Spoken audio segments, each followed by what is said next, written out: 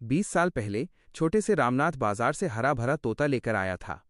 अब रामनाथ बड़े हो गए थे, लेकिन तोता उसका जीवन बस उस पिंजरे में ही सिमट गया था।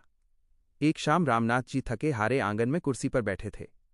माथे पर चिंता की लकीरें थीं। बेटे की जेल की खबर से जैसे सारा जीवन स्याह हो गया था।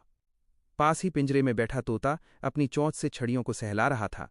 रामनाथ जी ने ऊंची सांस ली और धीरे से बोले, तोते, कभी सोचा था मैं तुम्हें कितना चाहता हूं, लेकिन किसी ने सोचा है कि तुम्हें क्या चाहिए। भगवान ने तुम्हें पंख दिए, आसमान दिया, पर मैंने तुम्हें लोहे की सलाखें दी। तोता उनकी आंखों में ऐसे देखता रहा मानो उसकी पीड़ा अब शब्दों में ढल गई हो। कल रवि से जेल में मिलकर आया हूं। कहता था, पापा, यहां छत है, खाना है, सब है, पर आज़ादी नहीं। मैं क्या जवाब देता बेटा? शायद यही बात तुम भी कहना चाहते हो। उनकी आंखें नम हो गईं। धीरे से उन्होंने पिंजरे का दरवाज़ा खोल दिया।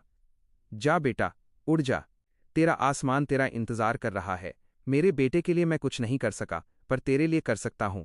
तोता कुछ पल चुप रहा, फिर धीरे धीरे बाहर निकला, पंख फैलाए।